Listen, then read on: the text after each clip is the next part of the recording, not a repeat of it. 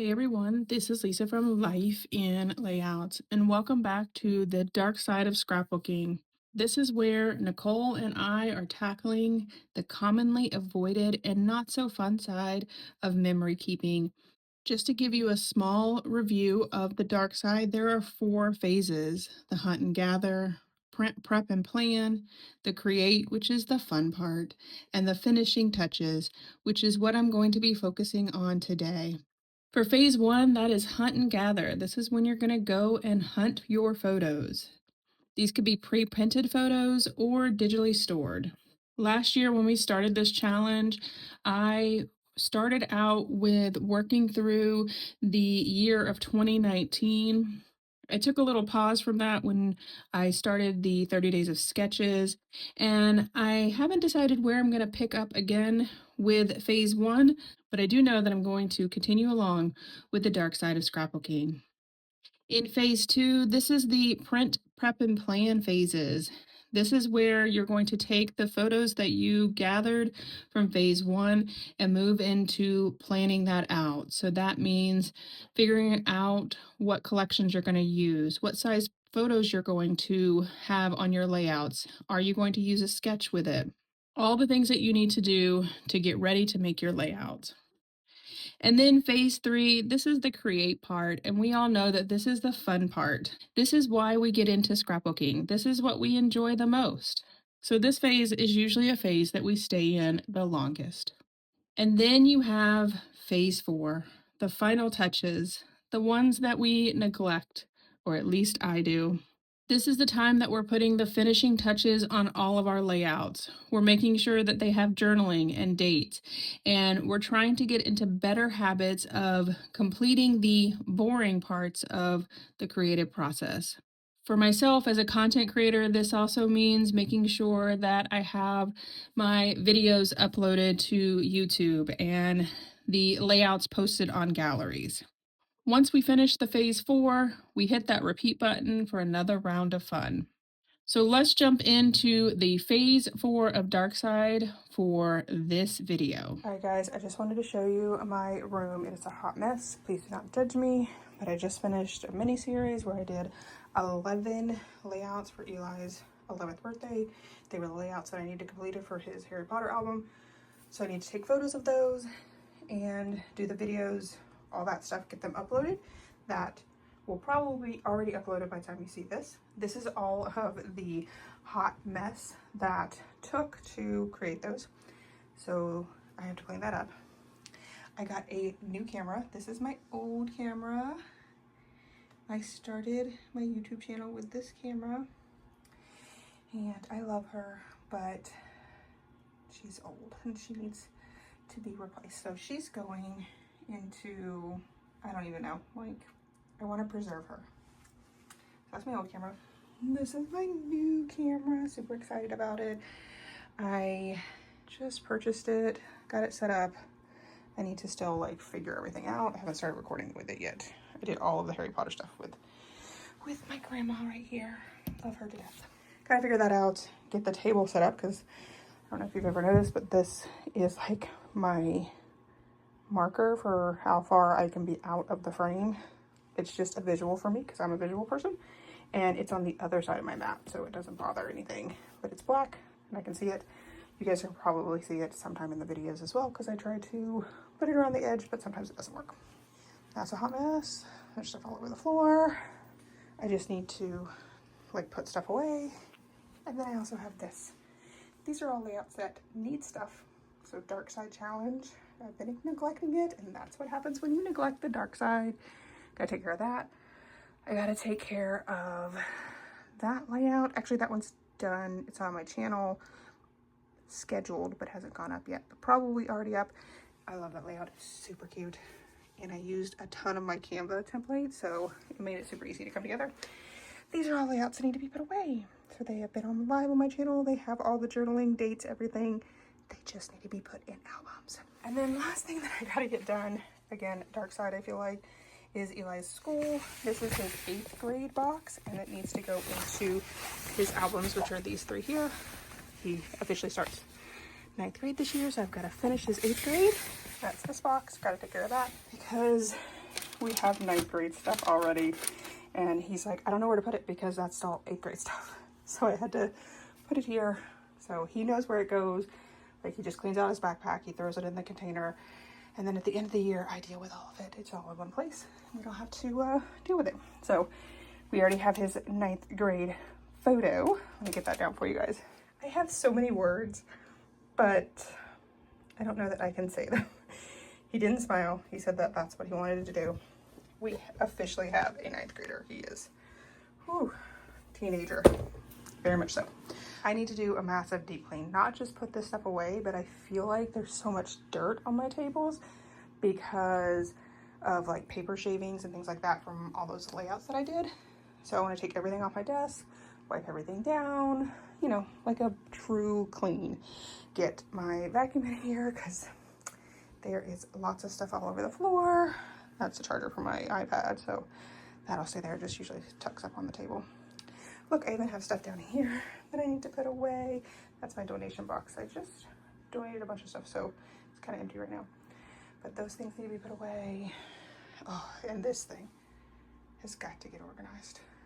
I am like at my wit's end on that. So the next section will probably be about me cleaning or putting away layouts. So stay tuned for that. So now I am ready to clean up this Harry Potter stuff. These videos have gone up on my channel. I've also done a walkthrough of the entire layout. I am extremely excited that I have finished this. So right now I'm just going through all of the scraps. I tend to cut down the scraps into more manageable pieces. I usually keep everything because you never know how small of a piece you can use, especially for die cuts. Things like the tiny hearts and the tiny stars, you just need the tiniest piece of paper. So I always save everything. The Echo Park collections that I were using, which was the Witches and Wizards, as well as the Witches and Wizards 2, when I purchased it, it was really the only kind of collections for Harry Potter that were out there. I know there's a couple other collections that have since come out. I struggled a lot with this collection. I think it's something that I struggle a lot with in regards to Echo Park. They just seem to have a lot of words. I don't have any other way to explain that except everything that they have, all of the pieces, all the ephemeras, they have words. And I wish that there were a lot more icons on their embellishment pieces, as well as their patterns for their papers are usually really large. You can see it with that plaid piece there. That plaid is just so large. I wish it was scaled down quite a bit, even on the 12 by 12. So I went through all of the pieces, kind of separating them out by sizes. And then I'm going to take some of the pieces, whether they were ephemera from the collection or maybe I cut them out in other pieces like the stars and things like that, and add them back to these page protectors. I do like to have my embellishments on these page protectors. It just makes it easy to see them. Again, going back to being a visual person, I like to have everything kind of laid out in front of me. But when you lay it all out, you can see how many of these embellishments have a ton of words on them. I know that they have like a die that they cut all their embellishments out. Like if you look through all the different types of embellishments they have, they're all the same shape, which is perfectly fine, but you don't have to put words on all of those shapes. Sometimes you can just put icons. So while I was planning for this video, I did post in my Facebook group and asked if anybody had any questions that they wanted to ask so that I could add it to this video. So my first question comes from Sarah K. Scrapbooking. Do you prefer matte or glossy photos? And what photo paper do you use to print at home? About how many layouts do you put in an album before it becomes too heavy and bulky? I always wonder how many pages people put in their 3-ring binders. All right, so let's first start out with glossy versus matte. And I really struggle with that question because I actually like both. I prefer glossy because I do feel like the photos seem to be brighter on glossy paper. With glossy paper, you tend to get a lot of fingerprints on the photos as well. I do print at home, but I also send out to print as well. If I send out, most of the time it is to Walgreens, and they only have glossy photos for their 1-hour pickup at my location. It may be different for your location. When I print at home, I use the Epson Value photo paper, which is glossy. You get 100 sheets of 4x6, and they go on sale quite often, usually anywhere between 6 and like $8 is how much it is on Amazon. I try to wait for it to be like on the lower end of the $6, and I'll usually pick up like one or two packs from there. If you're in my Facebook group, I do post when it goes on sale, when it's like super cheap. So if you're looking to pick up photo paper, make sure that you're in my Facebook group so that you can know when it goes on sale. After I got everything organized in regards to the Harry Potter stuff, I'm now kind of moving over to getting the stuff off the floor and off my desk and putting it back where it belongs. When I did my room reset last October, which I can't believe it's been a year, I made sure that everything had a place in my room. And that included a place to store my finished layouts until I could get them in the albums. I still have a ton of empty spaces in my room, which I love because I do feel like it reduces the amount of clutter that's in my room. These containers here I picked up on Amazon. I will link them below. I love these containers because it allows me to store what I consider B-side paper as well as scraps all together. The first time I bought them was for my Doodlebug Petite prints, but then realized that I could use them for so many other things. Right next to my desk is these little cubes here. This is where I keep all of my thickers that are white, black, and gold. And then I do keep all of my dies in these two containers. I knew that I had to reorganize them because I was struggling with the amount of dies that I have. I've gotten a lot more dies over the years. So what I decided to do was to move all of my alphabet dies in this binder here, which I love, but there are some negative things to it. If you add too many of the magnetic sheets, it gets kind of heavy. And then sometimes the like 3-ring binder will pop open when you are trying to open it. So I knew that I had to move out some of the pieces from here because it was just getting way too heavy. I thought I would move my Disney stuff off this as well, but I actually end up leaving my Disney stuff in the binder as well because I ran out of the sheets. I really like these sheets. You can get them on Amazon. I will link them below as well.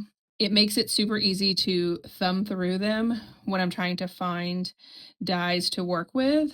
And I think that now that I have a better organization where I have all of my Disney stuff as well as my alphabets in the binder, and then I have like all of the other shapes on these sheets. I also tend to keep all of the similar dies together. So you can see there that I have one that has the word love written in all kinds of different fonts. I use the word love a lot, and I like having that ability to just die cut and DIY thickers with those types of words as well. So I'm just going through all of my sleeves now and kind of reorganizing them so that they are all together. So like the word love and my heart dies are all together. I was also looking for space for a couple of the other pieces as well. So as I'm finishing up with my dies, let me go back to printing at home. I just recently started printing at home. That was more of Nicole being an influence on me to purchase a really amazing printer. I got that printer in late February, early March, right before I was doing March Madness, which was a layout a day for the month of March, which was all Disney content. Most of that was digital hybrid collections, and I printed a lot with Kelly Bell Designs. So after I got all of my room cleaned, I sent my Roomba in there to vacuum everything up and do a really good job of getting the floor nice and clean for me. I've had a Roomba now for, I don't know, probably close to 10 years, and it vacuums every single day. And I don't know that I could live in a home with carpet if it wasn't being vacuumed every day. So Roomba's gonna do her job for a little bit here, getting all of the floor vacuumed up and making it nice and clean. And then later on, I'm gonna make a big old mess with it as well. So as the Roomba is doing its job, I am sitting in the living room editing some videos. I do have like a little short where I've talked about what I do in a weekend to edit my videos, but I do use my iPad to edit. So in this clip here, I am doing voiceovers for this particular layout. And the setup that I have is I have my phone right next to me with the voice memo going. I have my iPad in front of me, and then I have the layout sitting right next to me. And I am doing the voiceover as I am looking at the layout, just trying to figure out what to say as I am doing that voiceover. You can see, and I left all of this in, that sometimes I get frustrated and I have to pause the video or run it back a little bit, but I do cut all of that out. So editing videos does take a little bit more work for me. I know some people just do it in one shot, and some people spend a little bit of time editing. I don't think there's really a wrong or right way to do it. It's just whatever works for you. Like I said, all of these layouts are already up on my channel. They were for Eli's 11th birthday, which I was super excited to be done with. I first started out with just doing a layout whenever, but then it got to the point where I was dreading pulling it out because I knew that I had so much more layouts to complete, and I just wanted to get it knocked out. I didn't do a fall daily layout for a month like I did last October, but I did do, I think it ended up being 15 days of daily content with the Harry Potter stuff and then a couple of other things that I had on my channel. So kind of gave you guys a half a month of daily content to knock out this album.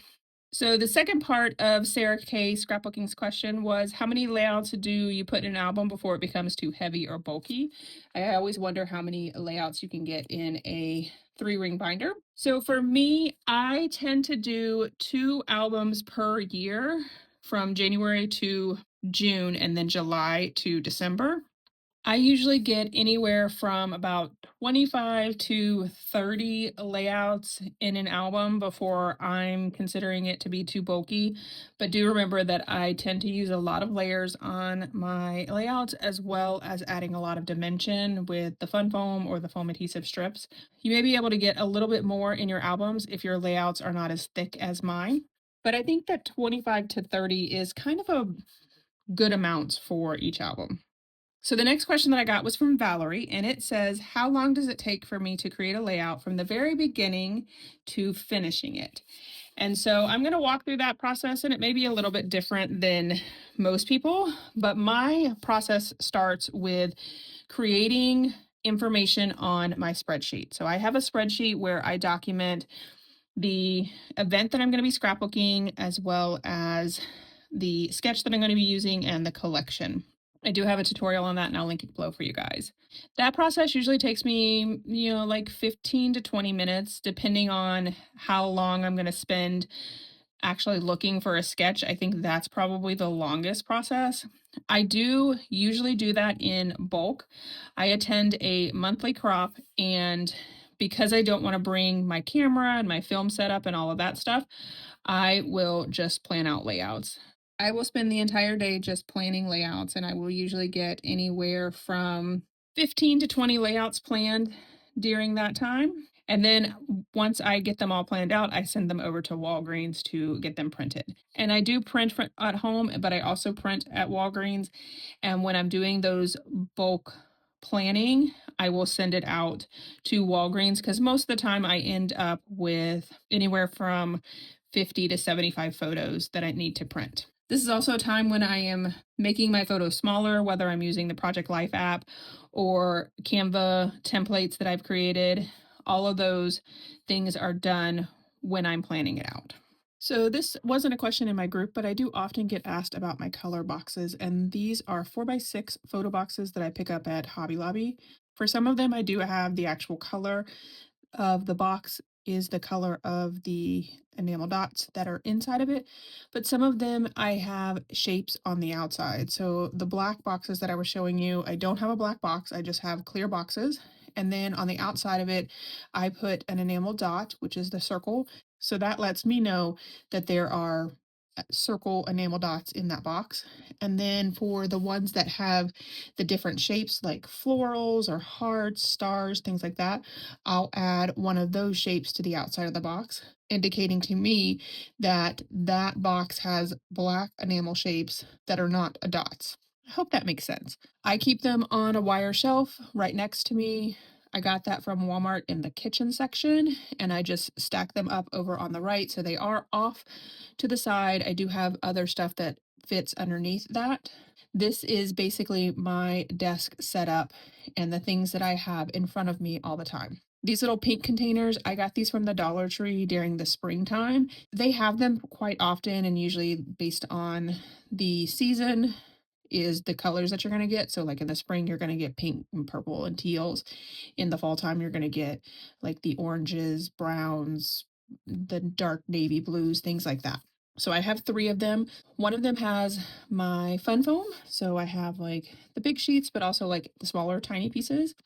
One has my foam strips from scrapbook.com, as well as my journaling die and these simple stories cards that I use that help determine what size photo you can cut your photos down to. So like one's a 3x3, so you can kind of move it around on your photo to see where you could cut your photo down to a 3x3.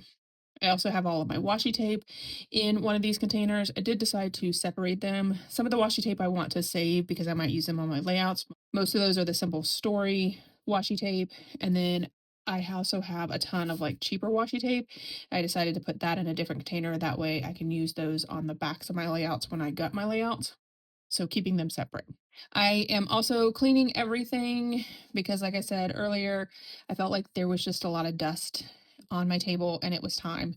I think probably the last time I cleaned was back in October, so a year ago. But I mean, like clean like this. I wiped down my tables quite a bit, but like taking everything off and cleaning it off. I also have this white container over on the right hand side. It usually holds my post-it notes, but I've started to use Glossy Accents and Pops the Color from scrapbook.com more, so I figured it needed its own container as well. So I added that over on the far right. And now I am going to tackle my mat. So like I said earlier, I did get a new camera, so that means that I needed to move around the washi tape that's on the bottom of my mat to make sure that I am in frame. This camera has a lot wider of a zoom because it's actually designed to be a like content creators camera that they can use to do selfie videos and stuff. So I actually have a lot more space on my mat. So I moved this washi tape around quite a bit. I don't think that I still have the angle right. I actually ended up bringing in one of my smaller levels from my garage because I feel like it's still not level. So that kind of sits over on the side of my table, and I usually level out my camera every time right before I record. This little container here is from my scrap box. I actually got this toolbox as a birthday present years ago from my mom. It is an actual toolbox. Like you purchase it from Lowe's or Home Depot. And it is an amazing toolbox if you are traveling a lot for scrapbooking because the bottom part of it does hold 12 by 12. And then you have 2 middle compartments, and then you have this tray that sits on the top. And once you open up the lid, it sits in the lid. So there are 4 tiers for your supplies. I don't scrapbook away from home very often. I'm just so used to having this on my right side. It holds all of my useful tools. I feel like it gets all of these things off of my table, like my scissors, my pokey tools, my spatula, pencils, things like that. And I try to keep it organized. It doesn't ever stay organized. Once I got everything organized there, I then started to work on the next compartment. I took everything out and I'm going to get all of these like little paper scraps up. I didn't record wiping down all of these tools and organizing it. I just kind of showed you the end product there, which I'm super excited about. And then I started to work on the next section. All right, guys.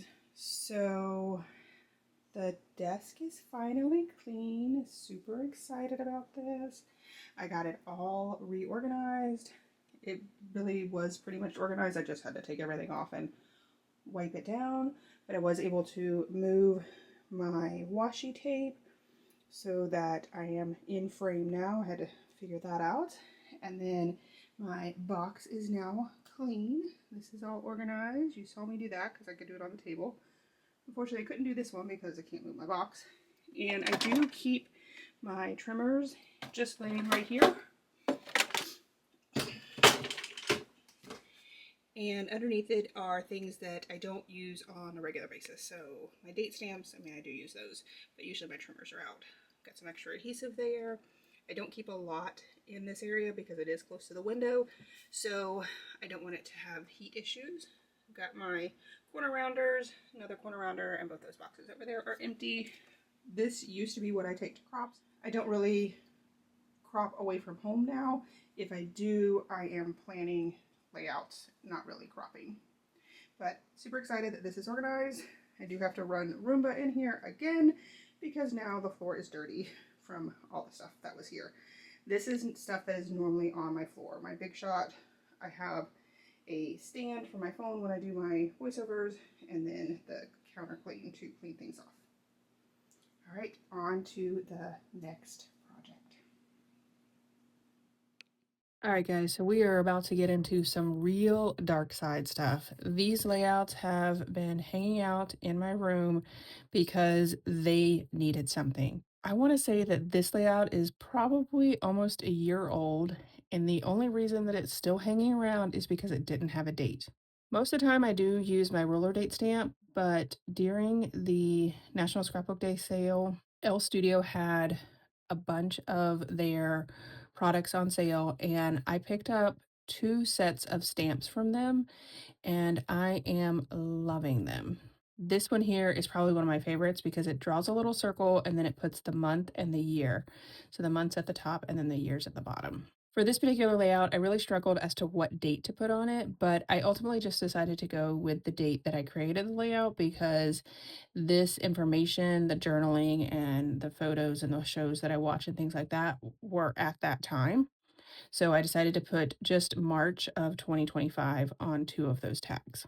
For the next couple sets of layouts that I'm going to do some dark side stuff with, these were mainly done during March Madness, and I have that playlist listed below. I did a layout a day in the month of March.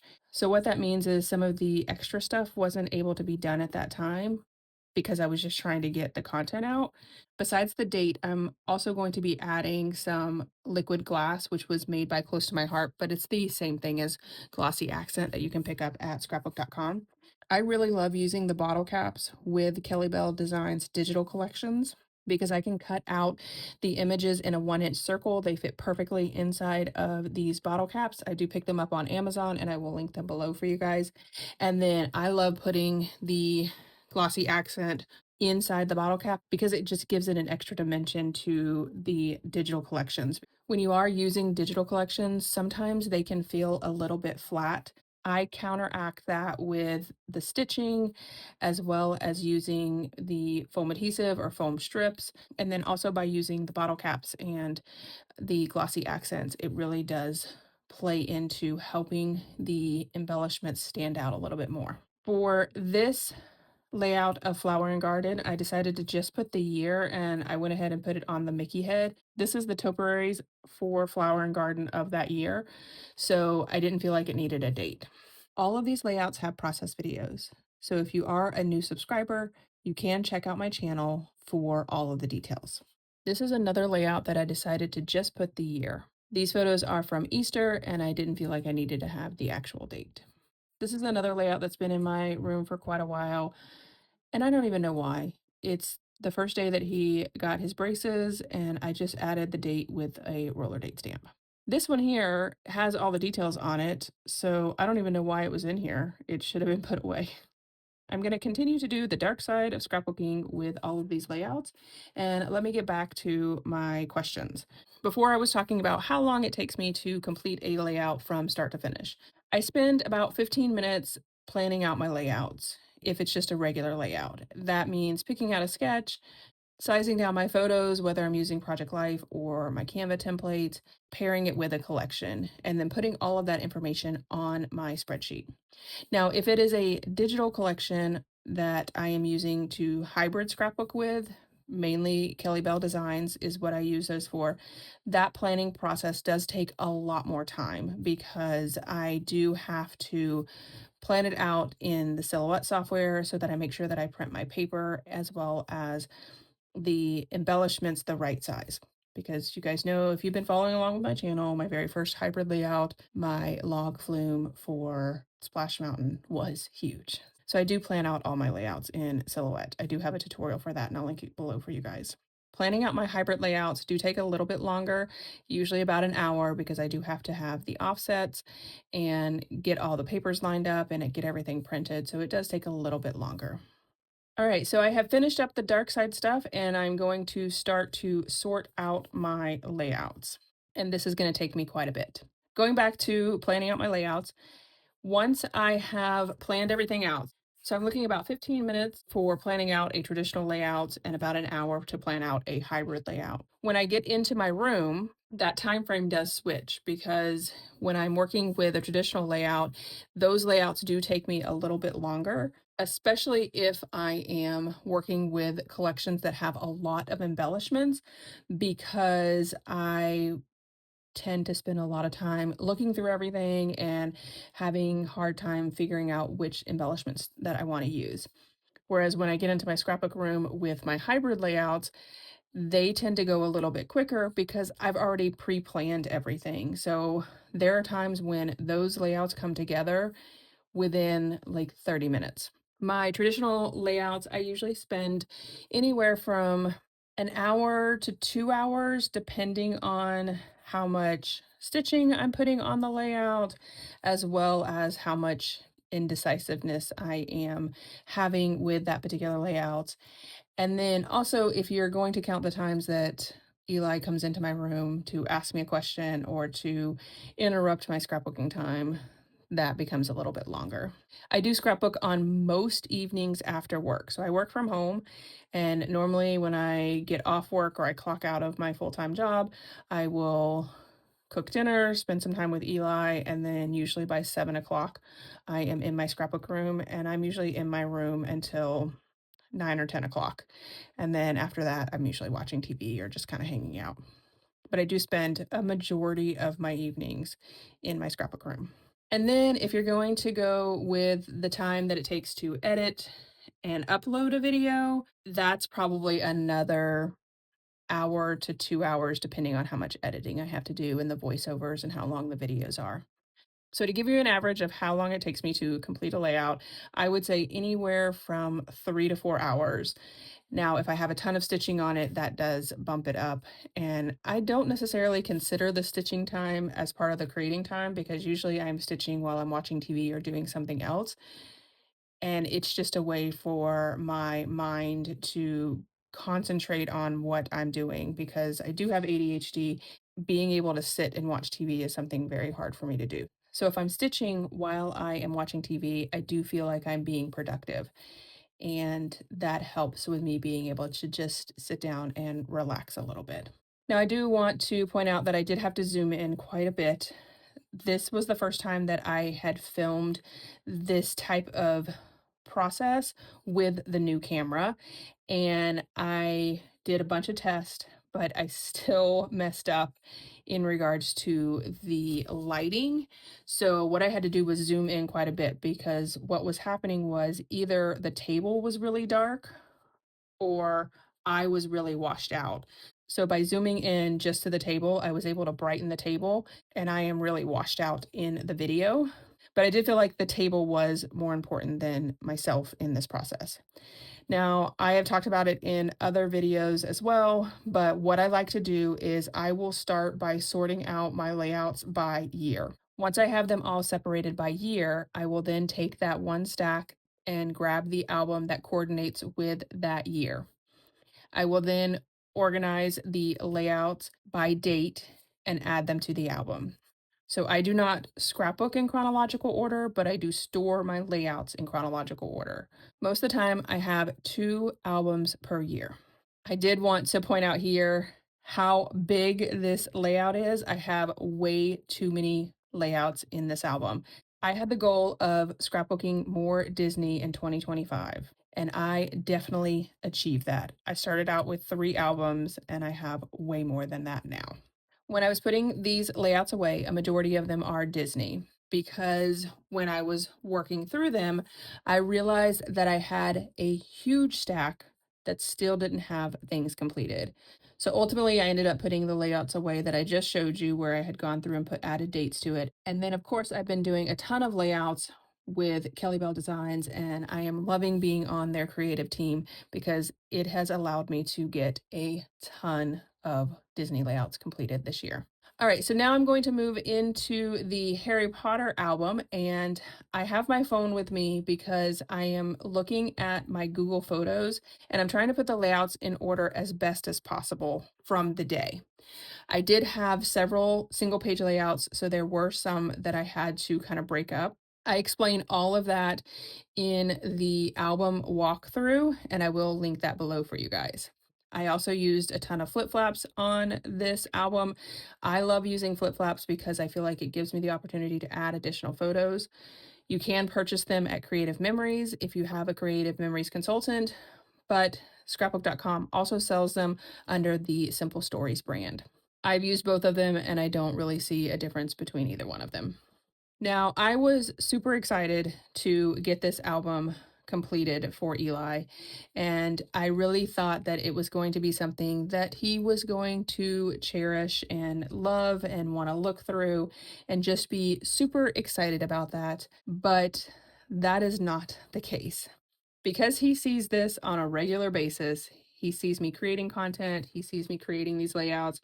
I just don't feel like he has the same love for the layouts that I hear other people say that their kids have. Like their grandkids or their kids will come over and they'll want to look through their albums.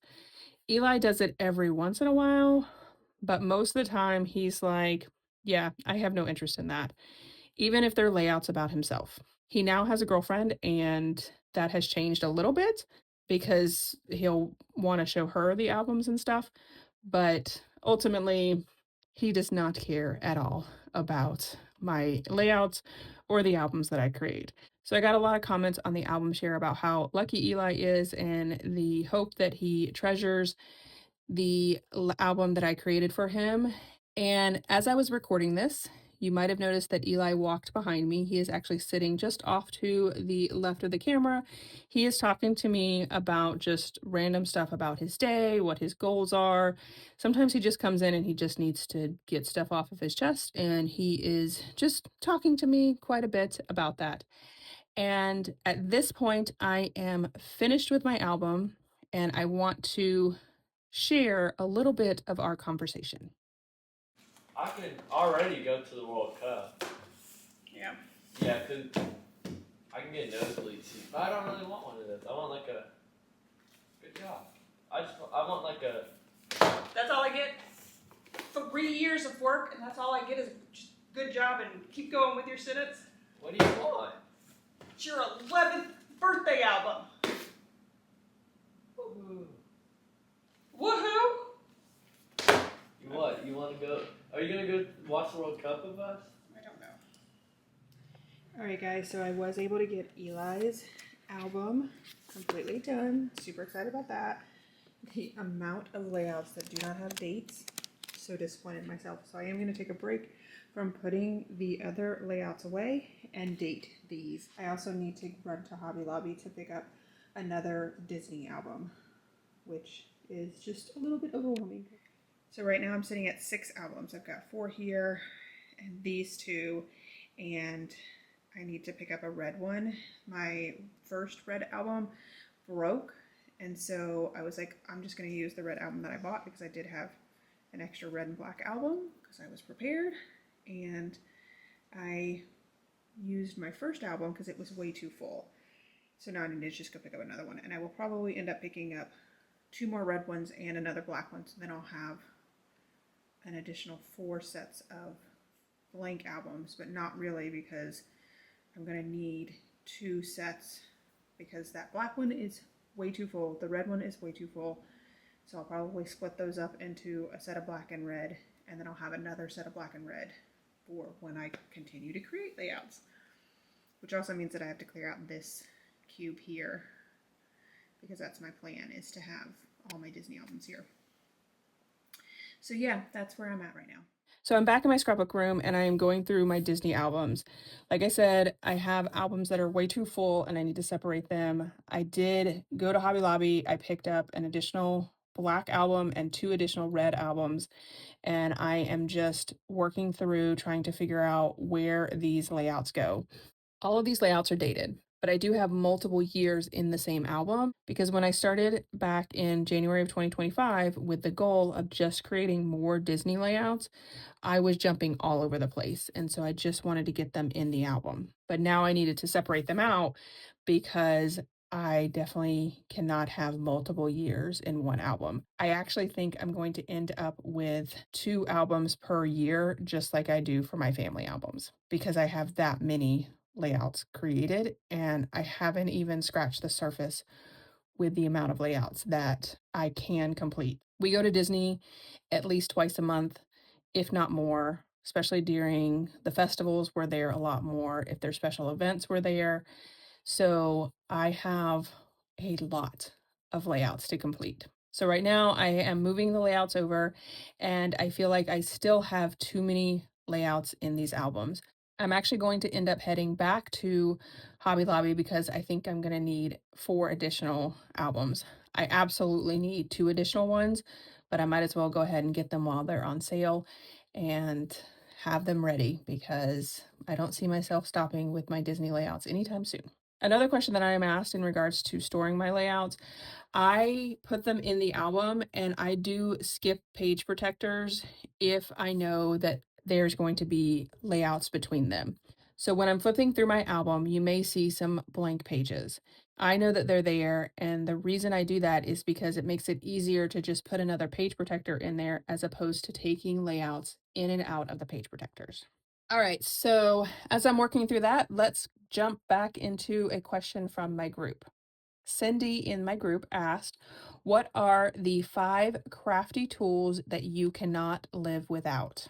Number 1 is my T-square ruler. You can pick up a pack of 3 T-square rulers from Amazon for like $5. And I will tell you that it was the best investment that I ever purchased. I cannot put anything straight down on my layout without my T-square ruler.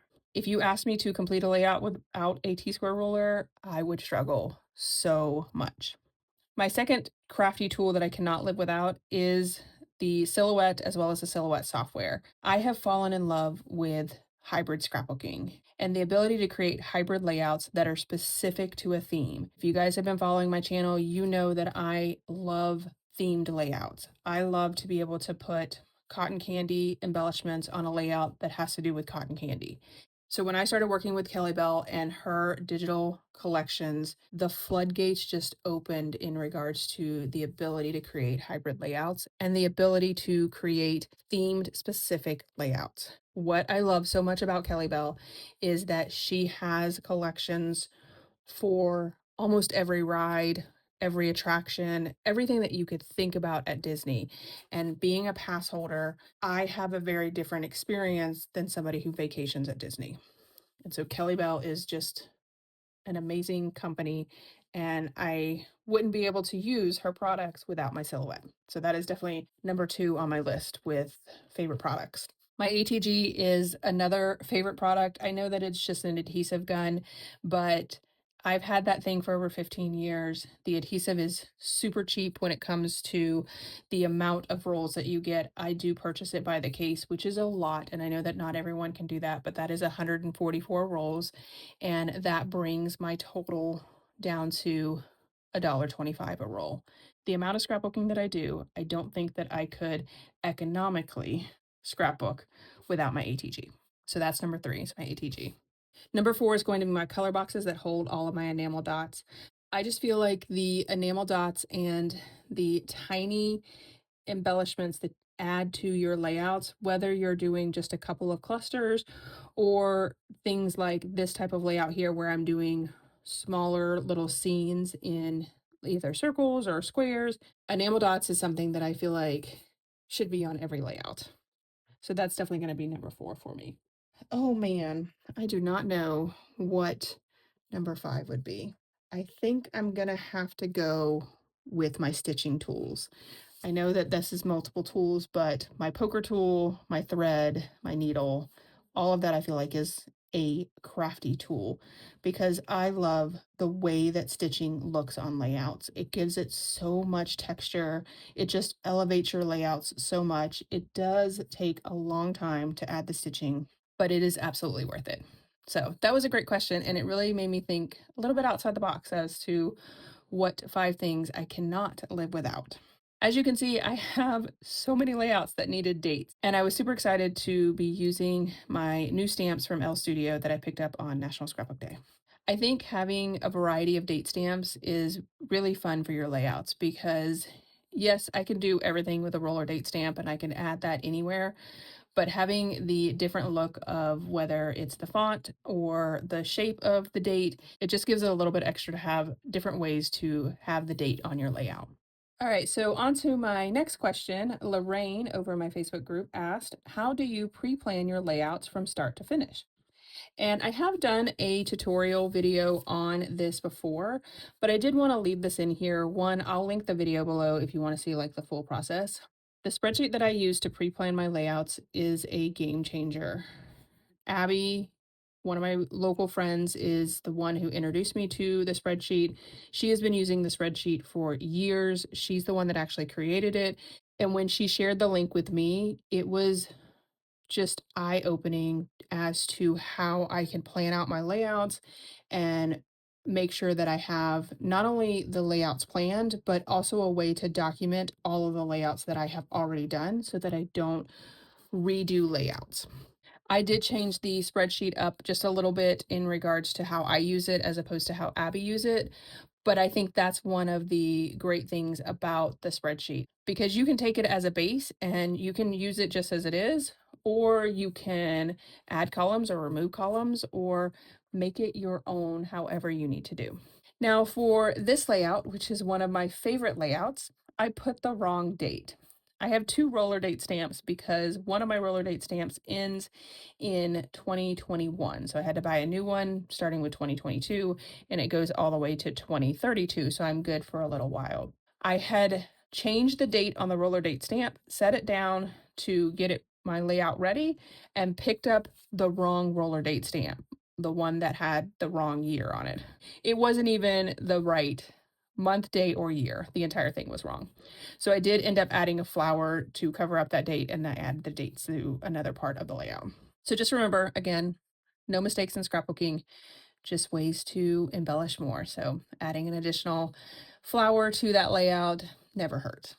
Some of these layouts are newer, so I'm definitely kicking myself in regards to not having dates on them. But I feel like I say this every single time I do a Darkside video or these types of videos where I am putting layouts away.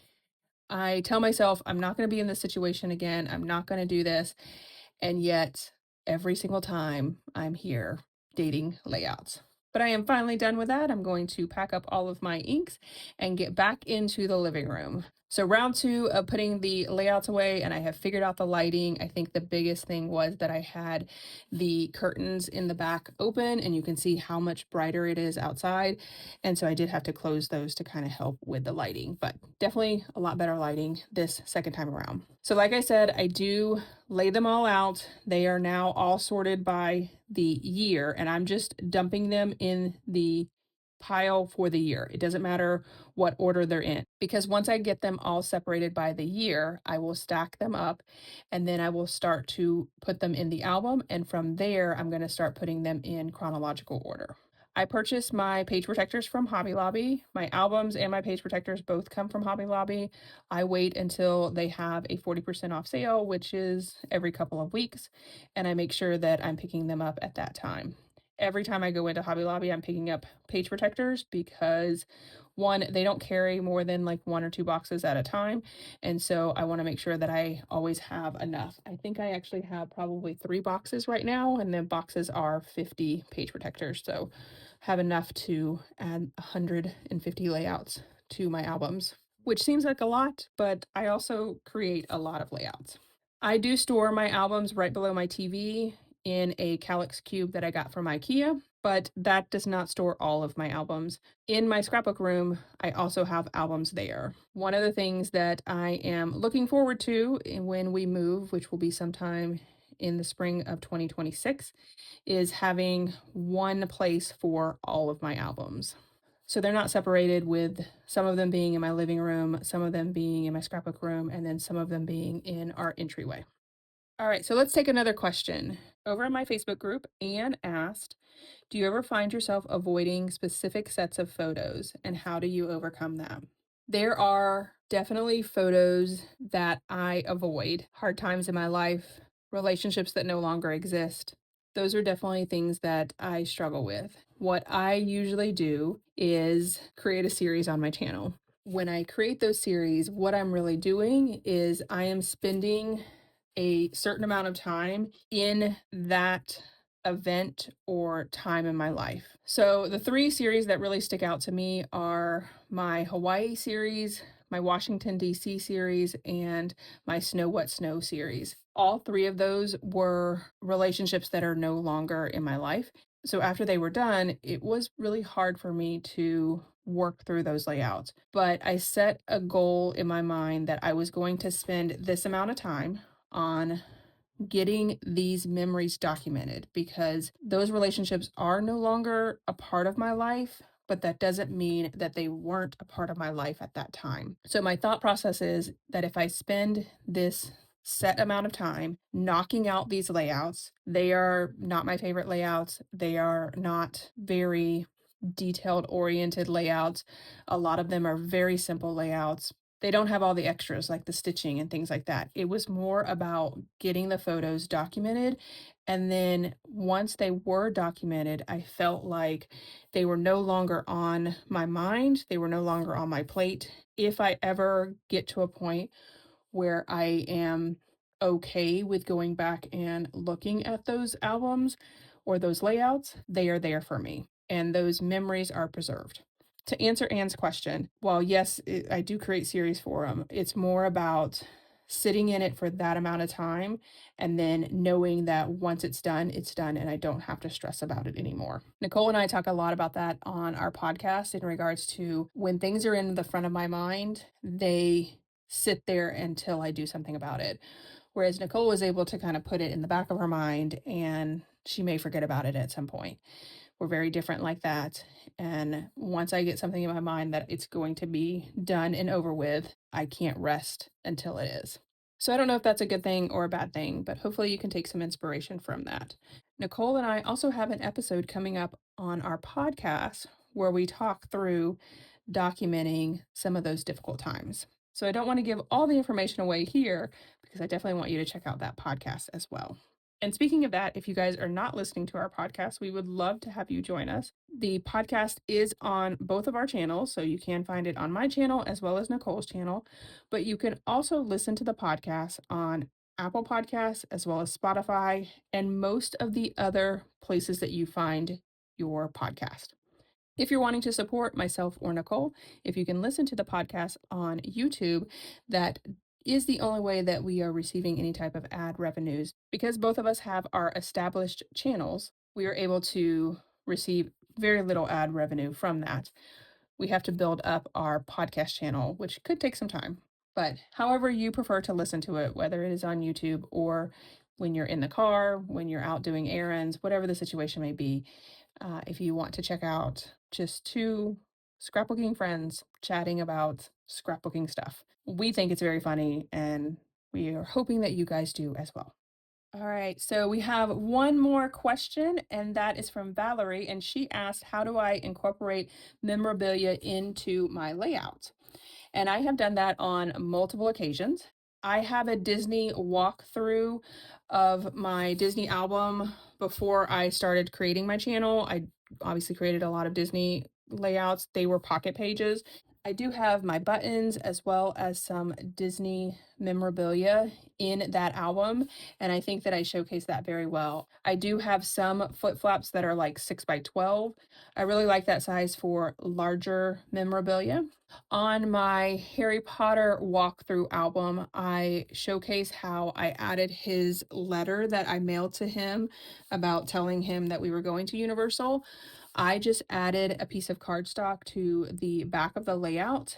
I added adhesive to 3 sides of the cardstock and then added the letter behind it and allowed it to stick up a little bit taller than my layout. Make sure you check out the walkthrough video for Harry Potter. It is linked below if you want to see the details of that. But a lot of times I will add things directly to my layout as well as adding them to smaller page protectors.